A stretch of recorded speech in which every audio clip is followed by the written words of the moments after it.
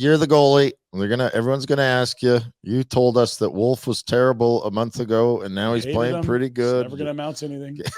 I did not say that. I said he looked small in the net.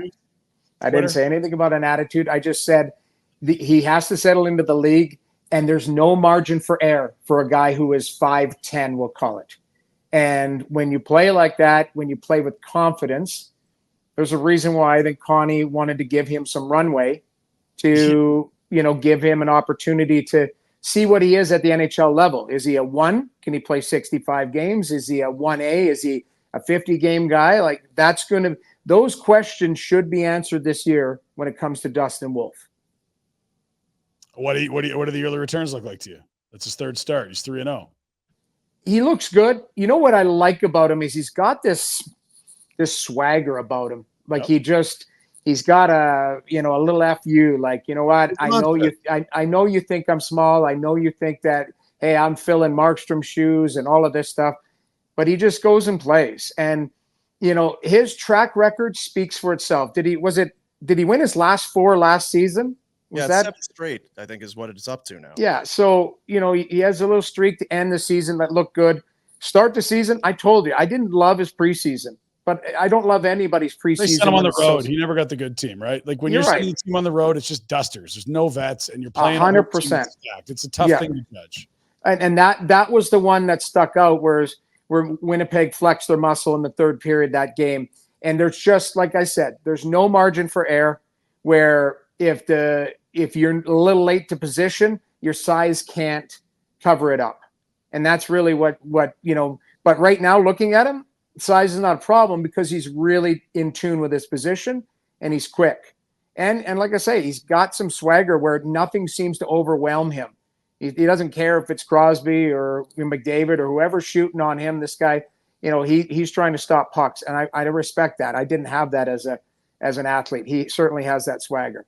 So everyone at the NHL level is like, wow, look at this. I mean, geez, okay, he's had success prior, but look at the sizes of them. There's very few guys that do this. For Dustin Wolf, this is nothing new. He was told that in junior. He was told that in the American League. He won 4 Goalie of the Year trophies in a row: WHL, WHL, AHL, and was the AHL MVP. This ain't new to him. This isn't something he's having to deal with for the first time. He's had the chip on his shoulder his whole career because he's been told he's not big enough at every level. This is your Theo Fleury, Johnny Gaudreau, Marty St. Louis thing. This isn't new to them. It's new to all of us. He already knows he can do it. He just has to prove it to us. Well, that's what it is. We are in the show me stage when it comes to fans and everything. You're right. The track record speaks for itself. I keep comparing him to UC Saros because that's the only comparable for a smaller goalie in the league. UC Saros is a top 5 goalie in the world. Every year.